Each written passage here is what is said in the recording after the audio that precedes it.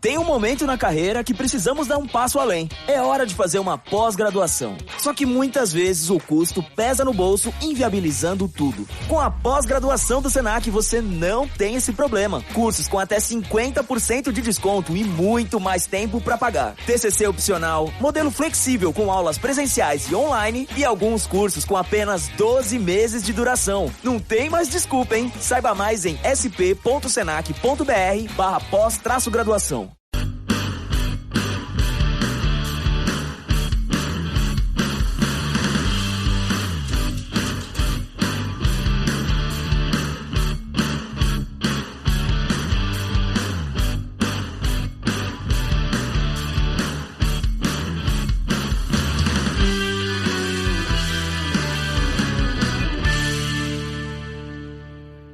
All right.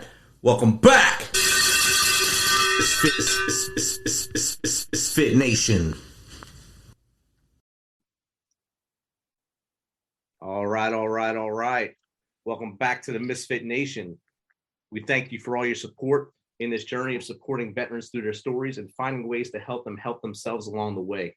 Be sure to subscribe to the show on your favorite podcast apps and on our YouTube channel, _Misfit Nation. That is _Misfit Nation. This will keep you up to date with the latest news about the Misfit Nation and get you in touch with our amazing guests. Speaking of which, our next guest was once known as the Flip King of real estate before he discovered the overlooked profits hiding in the self-storage industry. He's gone from flipping over 100 homes per year to making 10 times more in profits from only doing 5 to 10 storage deals per year. In addition to self-storage investing, he is also an author, host of his own podcast titled The Legacy Blueprint, and the CEO of 2 other 7- and 8-figure businesses. So without further ado, let's welcome Joe Evangelisti, entrepreneur, coach, US Navy veteran, and host of the Legacy Blueprint podcast to the Misfit Nation. Welcome, Joe. Rich, thanks for that intro, man. That was great. Appreciate it. Thank you. So how are you doing? Fantastic. Awesome, man. You got a lot of stuff going on. You got multiple businesses. You got strategies going on. Tell us a little bit about yourself from as far back as you want to go to where we are now.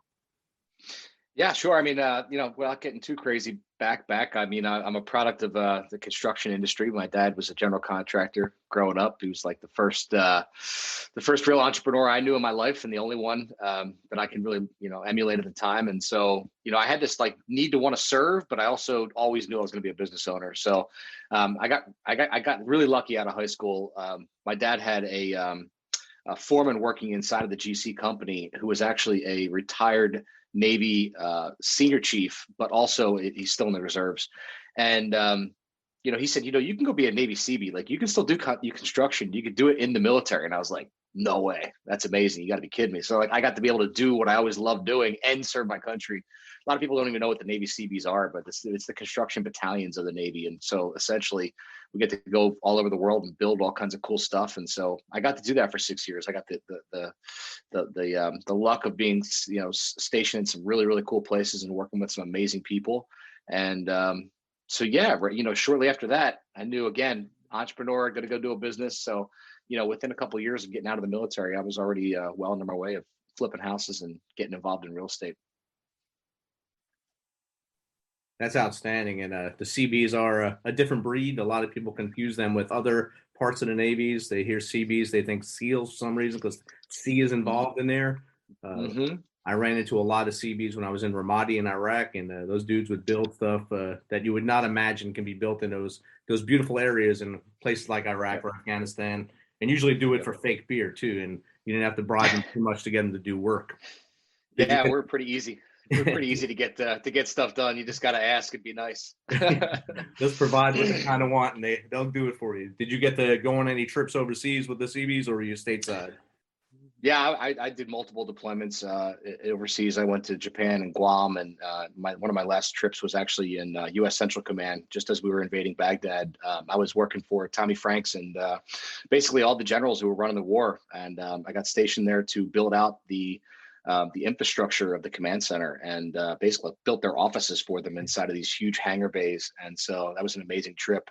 And that kind of wrapped up my career at the end of that. And, I actually was getting back. I was planning on becoming a reservist. And I never forget the detailer at the time was like, well, you can go into the reserves, but you might as well hang on to your camis, your desert camis, because you're going right back. Your entire reserve battalion is already over there. So you're going right back into the desert. And I was like, well, for one, I don't want to do that again. And two, I had that calling again to be an entrepreneur. And I'm like, I just got to go after my heart. I got to do what I'm driven to do. Outstanding. And that's when you started doing house flipping, I'm guessing, at this point.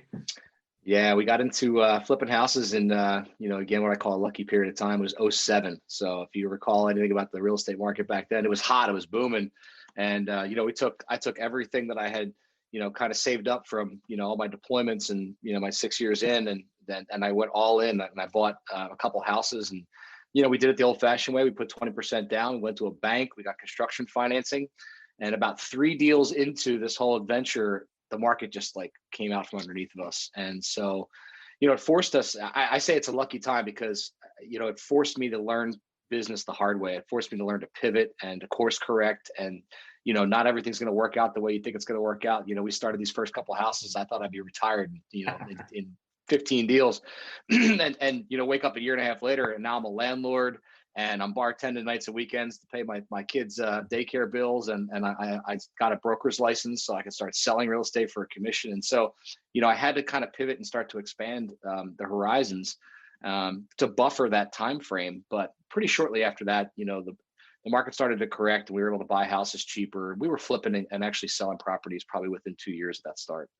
That's not bad. And as an entrepreneur, being able to pivot is a big plus to having your toolbox. And I know you learned that from your dad growing up. And then, of course, in the Navy, you had to learn how to pivot a lot in the Navy, pivot and wait in the Navy. And then as you came out, you hit, like you said, that was the rock bottom for real estate in 2008, 2009. Started coming out about 2010 down here in Tennessee. Now it's just booming down here. But how did you get up to 100 homes a year flipping? That's a lot. Just scale. We just kept taking on more and more. And, eventually that's what kind of helped us pivot to self-storage. We got to a point about 12 years into that industry where, we were doing 80, 90 plus a year. And I remember one year we did, I think, 88 houses and we sat down, me and my partner, and we're like, what do you want to do next year? You want to do like 120? You want to do 100? And he looked at me, I looked at him. He's like, I don't want to do 88 again. like it was an absolute, nightmare. We had 45 employees. We had hundreds of subcontractors, massive cash flow in and out. Payroll was huge every week. It felt like you were always chasing deals, chasing closings. And it was just a lot of motion and commotion. And so we took a step back and we kind of, decided like, how do we get into something that's more scalable, more controllable, with an effective and efficient team that can go out and execute. And, we started looking at commercial real estate. And honestly, this is way before COVID. We were looking at offices and retail and, bigger apartment buildings and things like that. And at that time, all of those places were hyper competitive. And so I started trying to look like, what are the periphery, commercial outlets? And self-storage came across my plate one day. And I started having phone calls and I ended up running into one guy in particular who is now one of my mentors, really good friends. And he says to me, Joe, I did what you did for the last 15 years. He built planned unit subdivisions. He built restaurants. He built commercial buildings. He was a builder by trade. And he said, I just got into self-storage 2 years ago. He was on his 4th or 5th deal at the time. And he said, I'm telling you right now, the first time you build a self-storage, you're never going to build anything else again. You're going to pay people to build your own primary house from now on. Like you'll never touch anything residential again, because it's a much bigger scale, much more zeros, but it's concrete, it's steel, and it's asphalt. I got 100,000 square foot facilities that have 2 toilets. You're not picking out cabinets and tile and paint colors. It's all basic. And so we build steel boxes now, which is not as sexy as it used to be, but the numbers are really sexy. And everyone needs storage because no one wants to keep their stuff in their house anymore, because that takes away some of that square footage that they spent so much money on, that they can put little trinkets in instead of a large X or whatever. The Christmas decorations always stay in storage. And sometimes when the storage collapses on them, those are the things that get sold at auction. So a lot of the auctions are Christmas decorations and lights and whatever trinkets that kids left in there. Are you just doing it in New Jersey, or are you nationwide? We're nationwide right now. We have sites in Texas, Ohio, Pennsylvania, Florida, New Jersey, New York. And we're starting to kind of matriculate west a little bit. Our team's already looking at deals in Colorado and Utah and California, things like that. So yeah, I mean, right now we're Texas and East, but by the end of this year, I'm sure we're going to be touching almost every state, across, east to west. I mean, it's a lucrative market. I mean, I see them here. They build them like wildfire. As an apartment building goes up, a storage unit gets built right next to it. As a subdivision goes up, 2 go up next to it. Yeah, I'll tell you what's amazing to me is one of my actually my chief development officer, when I first had a conversation with him years ago when I started into this, he said to me, Joe, the cool thing about self-storage is you take a dart and throw it at a map of the United States and build a self-storage right there and be successful. He goes, now, that's not the goal. The goal is to find the best areas, the best locations, the best places for ramp up and for demographics that are going to serve that self-storage. But at the end of the day, 98% of self-storages that are built are successful. And that's an amazing number. When you think about 65% of small businesses close in the first 3 years, self-storage, believe it or not, is it's a continuous expanding need throughout our nation. And we don't even think about it, but I can promise you right now, if you went out and tried to rent a 10 by 30 unit, you would go to multiple places before you found one that was vacant. These guys are generally 95% plus occupied. And so it's not as easy as you think to find a storage, and there's a demand for obviously expansion. Yeah, most of the ones you'll find here are the smaller ones. I guess it's like a 5 by 8 or something like that. It's a real almost like a closet. Those are the ones that are easily available. Anything bigger than that, you're waiting, or you have to drive a distance to find one. Totally. Yep. So when you got into this, and anyone said, "Oh, you're crazy to get into self-storage. You should stay with what you know. You know construction. You know houses. Stay with that. You don't want to go this way."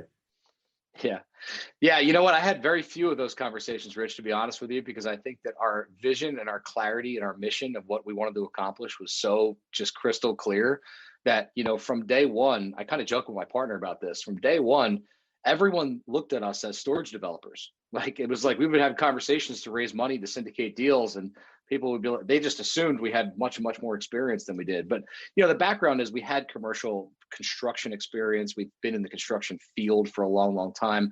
This is just a bigger version. If you're capable of building a custom home, we were building 5,000-6,000 square foot custom homes, which doesn't compare to a storage, but it's almost like if you were building 3 or 4 of them at the same time. It's the same oversight. It's the same subs. It's just more zeros. It's just bigger contracts, and obviously there's more risk inherent in it. But the thing that also really remediates that is, when you're flipping a house or you're doing a custom build or you're doing a spec home, it's like, 1 or 2 or 3 people making the decision. When we go out and build a $20 million self-storage facility, there's 15, 20 people weighing in. Is this a good site? Is the due diligence right? Is the environmental right? Is the soil good for building? Are we in an area that's going to ramp up properly?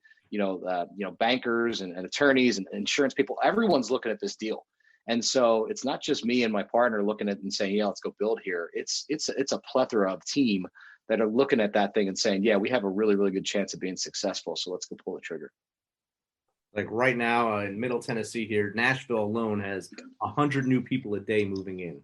That's a wild number. That's right. And you have cranes everywhere.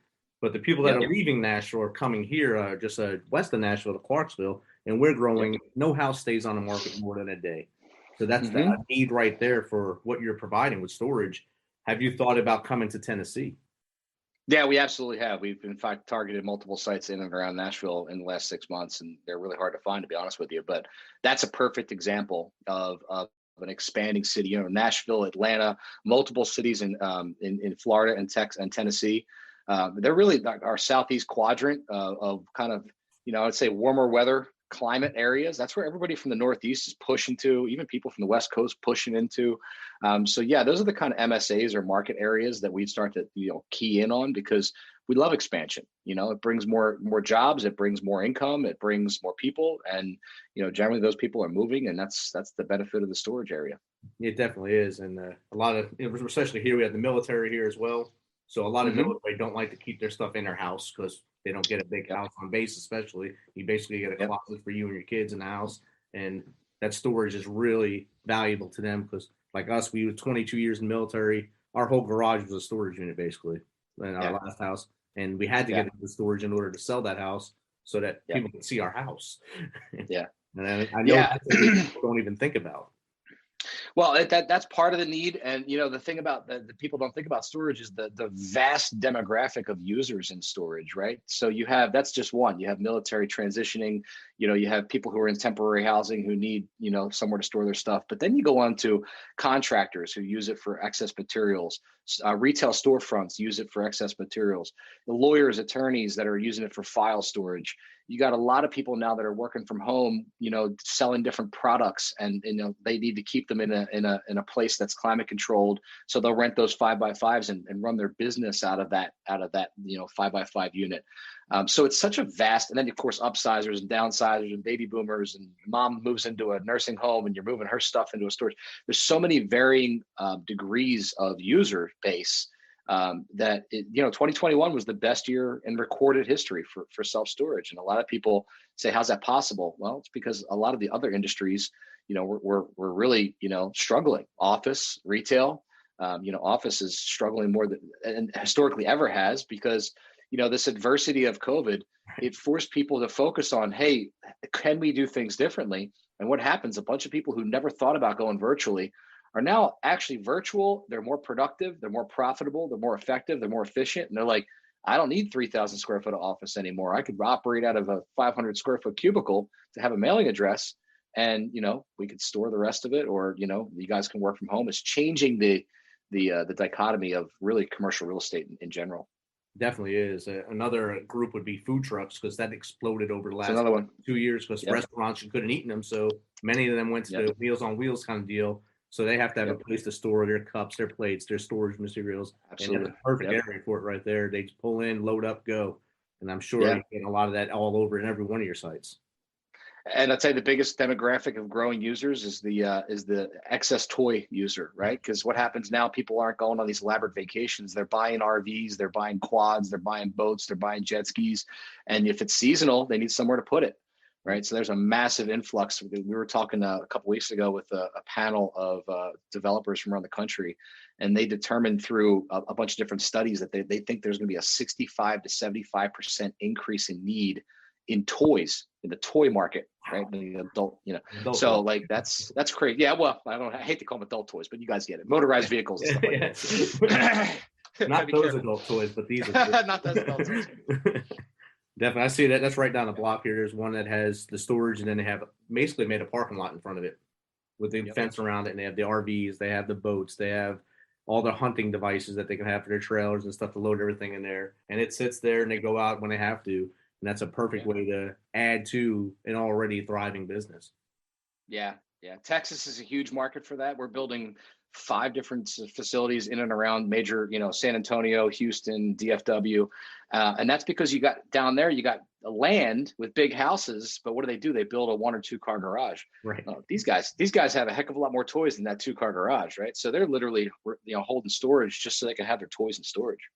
Definitely. And a lot of the garages they built now aren't even big enough for the cars that are on the road now. Never mind what you have in your house, or the extra things like an RV or a quad or something like that. That's right. Yeah. So as you were having all this success, and then you decided to become an author too. What was your thought process in becoming an author? Yeah, so I've been writing books now I think I wrote my first book about 7 years ago on flipping houses, because, they used to call me the Flip King. We had flipping going on. We had flipping masterminds. We had, flipping coaching and all that kind of stuff. So I've been writing books for a long time, and I'll be honest with you, Rich, it's more for me than it is for it's therapeutic, right?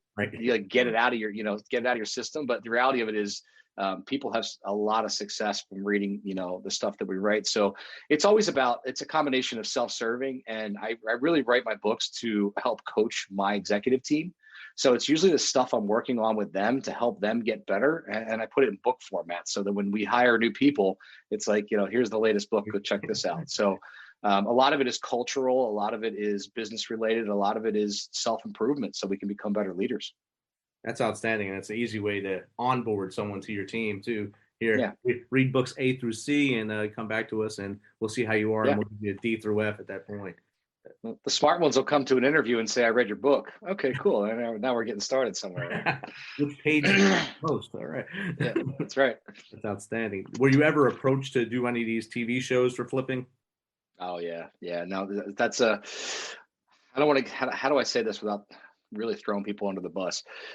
I think it's a pretty well-known fact now. HGTV changed the entire industry back in 2010, 2011, 2012, and made it like sexy to flip houses. And, next thing you know, like the teller at Walmart is flipping houses and, telling you about like, that was all well and good. The frustrating part about it, and for a lot of the reasons why I wrote a couple of my first books were on flipping, is because there were so many people not treating it like a business. And so what you didn't see was all the people getting hurt and getting burnt and losing their life savings and doing it the wrong way. And that HGTV, let's not just call that one network, right? Because there was multiple networks doing this, but half of that stuff was made up, man. Half of that stuff was, was scripted, was contracted, was, a lot of those folks, not saying all of them, absolutely, certainly there's some, scrupulous flippers out there, but a lot of that stuff was made up and unfortunately hurt a lot of people, I think.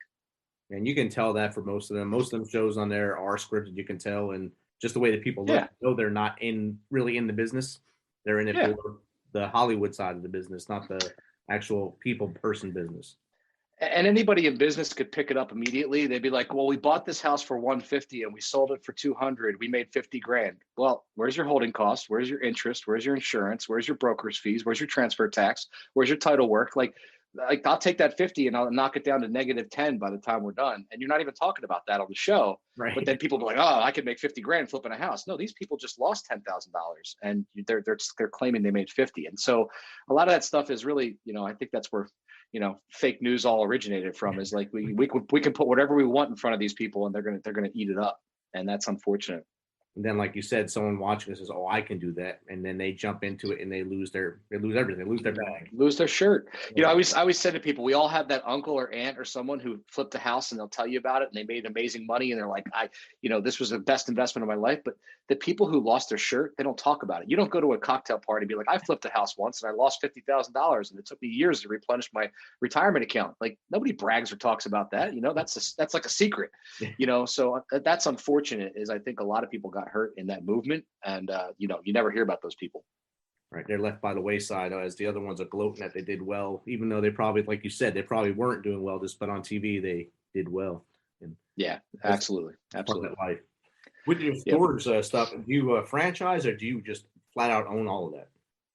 No, we own it all outright. Of course, with investors, we do what are called syndicated deals. So we basically sell off parts of the equity for the monies to run the deal, and then we go get debt traditionally from banks, get construction loans, and then build the property. And then when we refinance, we give the goal is always to give everybody all their money back, and then we have a cash flowing asset. And our syndicated partners, even though they're silent partners, they're what we call limited partners or LPs.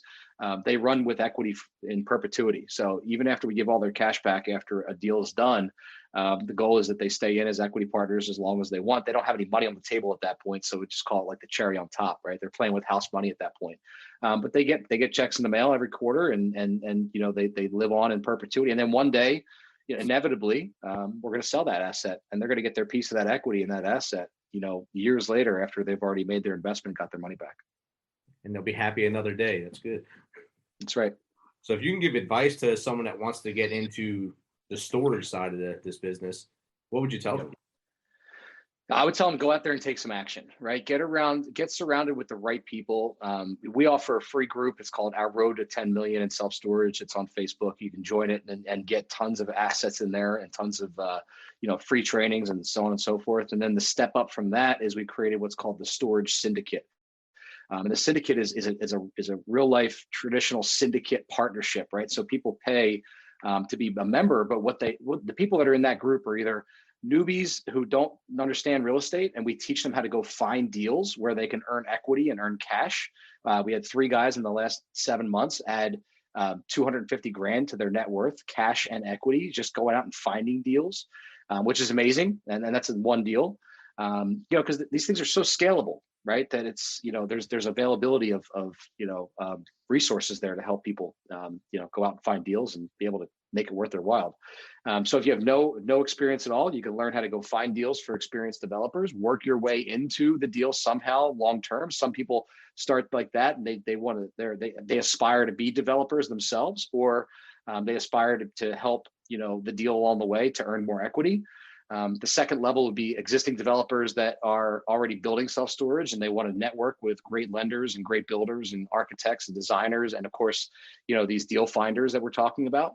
The third level would be experienced real estate flippers like myself who want to scale, who want to find something different that's going to be more scalable and easier to manage and much, much more profitable. So we have a lot of folks that are in the wholesale and the fix and flip business that are really trying to transition into self-storage development.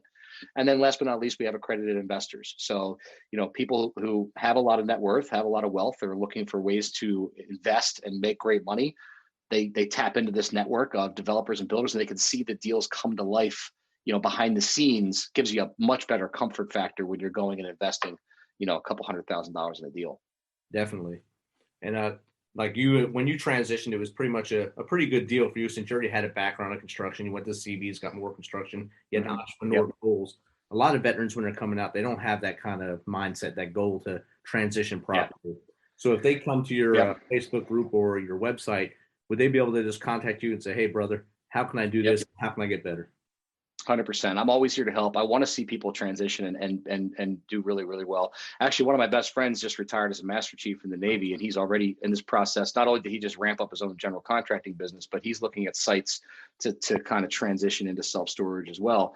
I think as long as you have that can-do mindset and that problem-solving ability, that spirit, which all of us are taught in the military, if you took advantage of what you had there, right, then you can make this happen one way, shape, or form. Outstanding. And I'm sure some of our listeners will hit your Facebook group. I'll put in the show notes. And you have two websites, I believe, right? The Storage Syndicate and something else. Mm-hmm. Yeah. Well, they can go to storagesyndicate.com. If they were interested in the mastermind, they can go to the Facebook group as well. And then legacybuilder.coach is our main coaching platform. Awesome. I'll put them both in the show notes, and that way they can find you easily. All your links will be in there as well. Any parting words you want to tell people before you we get off here? No, just go take action, right? My favorite thing is, just getting my one of my mentors used to say, the art is in the start, right? I think there's so many people sit on the sidelines, unfortunately, and I see this with transitioning military folks as well. It's like you get out and you're not tied to a thing or a group or a battalion or what have you. So you kind of feel lost, right? Don't be afraid to go take some action in the right direction. Invest in yourself. Go to an event, go to a mastermind meetup, go to something that makes you feel a little bit uncomfortable, but gets you closer to the end result that you're looking to seek. Action is going to carry you a lot further than analysis paralysis or thinking about it. You're never going to get anywhere thinking about it. Like Wayne Gretzky said, you miss 100% of the shots you don't take. So that's correct. We got to. Joe, thanks again for coming on. Thanks for your service, and I appreciate everything you're doing in the world of real estate, self-storage, and your authoring. I'd love to have you on again in the future to see where you are. Yeah, I'm sure we can make that happen. Thanks for having me, Rich. Thanks, brother.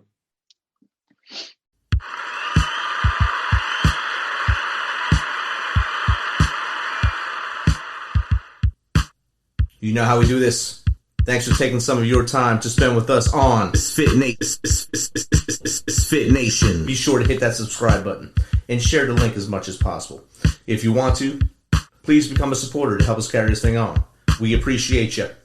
If you know someone that brings that energy, has a great story, is an up-and-comer in any industry of music, in the arts, have them reach out to us on themisfitnation.com. We will get back to them within one day and get them on here so they can share their story with the world.